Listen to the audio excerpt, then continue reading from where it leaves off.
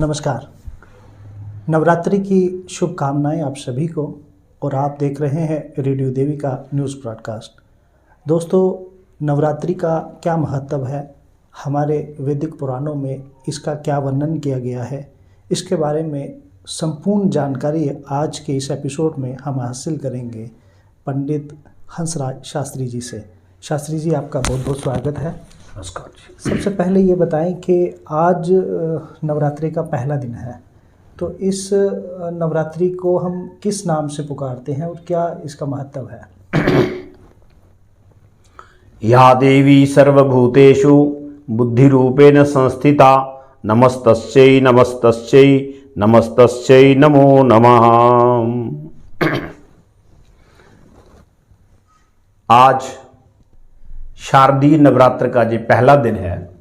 वर्ष में नवरात्र वैसे तो 4 बार आते हैं, लेकिन विशेष रूप से 2 नवरात्र जो हैं इनको शारदीय नवरात्र कहते हैं, जो आश्विन मास में आते हैं, और जो चैत्र मास में नवरात्र आते हैं उनको वासंतिक नवरात्र कहते हैं।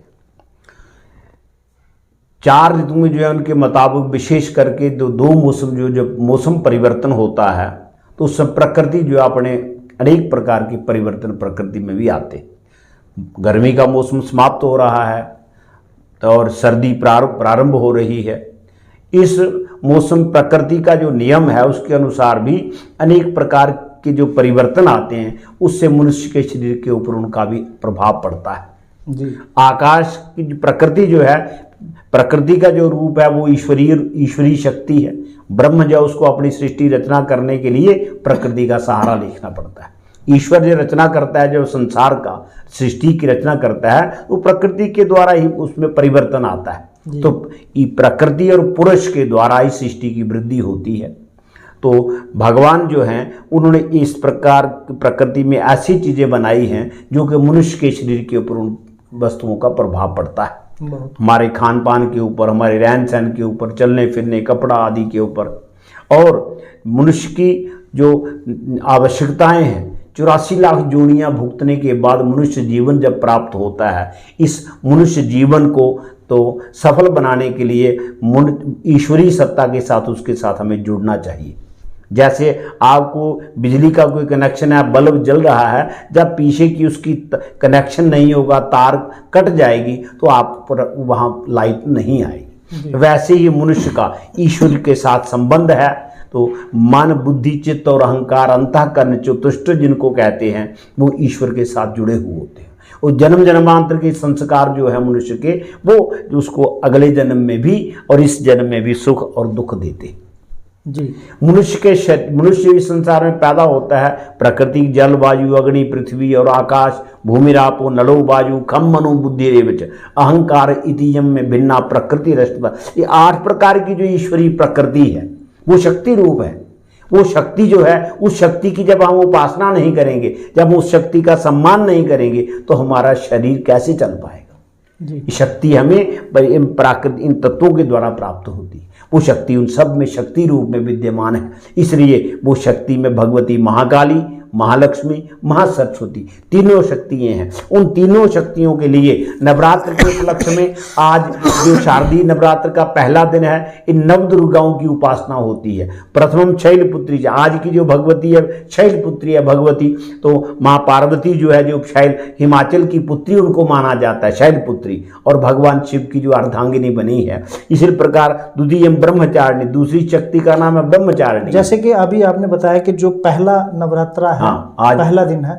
इस नवरात्रि के पहले किस माँ की आराधना? इस दिन का शैलपुत्री नाम, शैलपुत्री। शैलपुत्री माँ पार्वती, शैलपुत्री हिमाचल की पुत्री माँ पार्वती है, उन्हीं का नाम शैलपुत्री है। तो भगवती के अलग अलग नाम जो हैं उनके नामों से उनकी प्रथमम शैलपुत्री है, दूसरी का नाम ब्रह्मचारिणी है, जो ब्रह्म की चिंता करने वाले का, तृतीयम चंद्रघंटा, चतुर्थकम स्कंद माता, पंचम तृतीय चंद्रघंटे कुष्मांडा चतुर्थी का नाम है, पंचमी का नाम स्कंद माता है, षष्टम कात्यायनी थी च, अष्टमम कालरात्रि थी और महागौरी थी, चाष्टमम नवमम सिद्धिदात्री च, नव दुर्गा प्रकीर्तित। इस प्रकार माँ के अलग अलग नामों से उनकी उपासना की जाती। तो वैसे तो नवरात्र में समान रूप से प्रति पहले दिन से लेकर के 9 दिन तक जो है वो उपासना और व्रत आदि रखने का प्रभाव उसका एक शास्त्र में वर्णन है।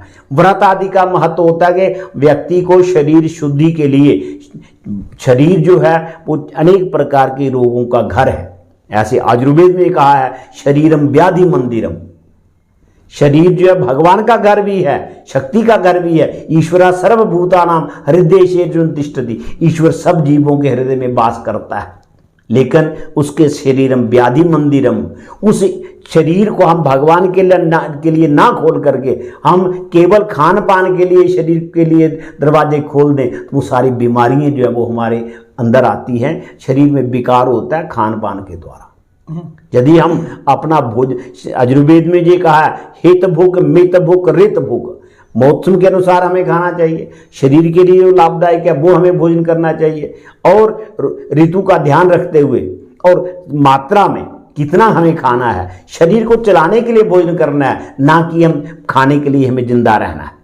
इसलिए ऋषि मुनि संत महात्मा जो हमारे हुए हैं वो जंगलों में रह करके वो केवल कंदमूल फल खा करके अपना जीवन व्यतीत करते थे। उनमें संतोष था, तो उनमें तो त्याग था, सत प्रकृति का वो तो प्रकृति के जो नियम थे उनका वो पालन करते थे। सूर्य की उपासना करते हैं, चंद्रमा की उपासना करते हैं, तारों की उपासना करते हैं, ग्रहों की उपासना करते हैं। हमारे तो पत्थर पेड़ पौधे जो सनातन धर्म में, इन सब की हम पूजा करते हैं। पीपल की पूजा हम करते हैं, तो सिर्फ माता की पिंडियों की पूजा, पत्थर रूप में माँ को मानते हैं, तो पत्थर उनमें भी शक्ति है। तो माता जो है वो हमारे सामने हम, इसलिए शारदीय नवरात्रों में व्यक्ति को तो मौसम परिवर्तन होने के कारण शरीर को स्वस्थ रखने के लिए ये ध्यान रखना चाहिए कि हमारे शरीर में कोई बाहर के रोग ना आ जाए। इसके जहाँ तो कुछ दिन इस कार्तिक और आश्विन और कार्तिक मास में कुछ दिन ऐसे काल की दाढ़ कहा गया, उसके आगे इन दिनों में बड़ा अल्प भोजन करना चाहिए, नहीं तो मृत्यु हमारे पास आ जाएगी।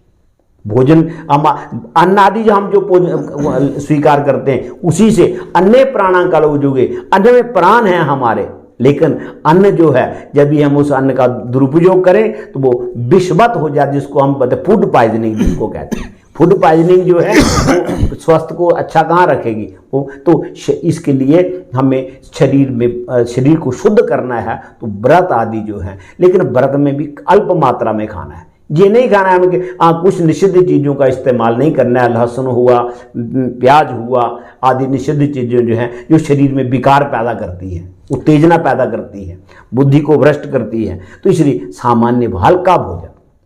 पंडित जी, कुछ सवाल हमारे दर्शकों की ओर से आए हुए हैं, तो हम उन पे भी चर्चा करेंगे आपसे कि जैसे अभी आपने कहा कि व्रत की एक प्रथा हमारे पुराने शास्त्रों के अनुसार आई जा रही है। व्रत का कितना महत्व है हमारे नवरात्रों में? नवरात्रों में हमें तो व्रत का इसलिए शरीर का ध्यान रखना है कि जो व्यक्ति जितना सामर्थ्य उसका है उसको, वैसे तो इक्षुरापा फलम मूलम पयस्तांबूलम औषधम भक्षिता पिच कर्तव्या स्नान दान आदि का क्रिया।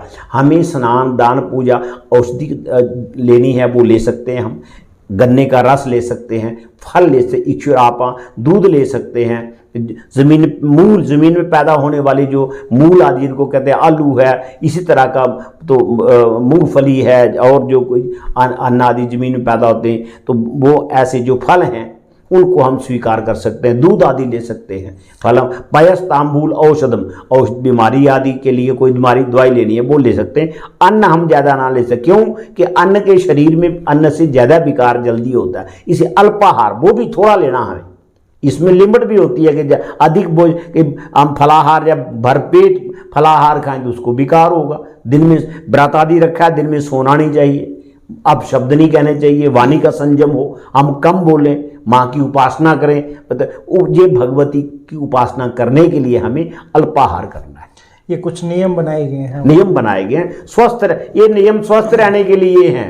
तो स्वस्थ यदि शरीर माध्यम खलु धर्म साधनम, हमारा स्वास्थ्य ठीक होगा, शरीर ठीक होगा तो हम पूजा पाठ नित्य कर्म कर पाएंगे। जब माता की उपासना करने के लिए हमें कम भोजन करना है। हाँ, एक सवाल हो रहा है कि हमें सुबह एक हमारे मित्र की ओर से एक सवाल पूछा गया है कि ये अदरक जो है इससे हम व्रत के अनुसार सेवन इसका बिल्कुल कर सकते हैं। वो जमीन वो मूल है, जमीन में पैदा होता है उसमें, तो उसका अल्प मात्रा में जो जमा भोजन आदि में डालते हैं, जहाँ कहीं उसका इस्तेमाल कर औषधि बनती है, वो औषधि है। अदरक जो है वो औषधि है, उसका इस्तेमाल करना हमारे लिए वो व्रत में ही आता है, वो कोई निषेध नहीं है। हाँ जी, ये काफ़ी सारी चीज़ें हैं, जैसे आपने कहा कि अदरक और अदरक के अलावा फल आदि वगैरह, साथ में आपने ये कहा कि जैसे प्याज और लहसुन का हमें इन दिनों सेवन नहीं करना चाहिए। तो हालांकि अब देखिए सवाल ये भी उठता है कि ये भी ज़मीन से ही उगी हुई चीज़ नहीं, कुछ चीज़ें जब वो जो उनके नाम आ गए ना, लहसुन और प्याज जो है वो तामसिक भोजन में गिना जाता है। इसलिए भोजन 3 प्रकार के हैं, सात्विक, राजसिक और तामसिक। हमें सात्विक भोजन करना। सात्विक भोजन में ये भी आता है हल्का भोजन हो, कम मात्रा का भी ध्यान रखा जाता है उसमें। हित भूख, मित सीमा में कम लेना, सिर्फ शरीर को चलाने के लिए भोजन लेना है। हमें शरीर को चलाने के लिए भोजन लेना है, ना कि खाने के लिए जीना है।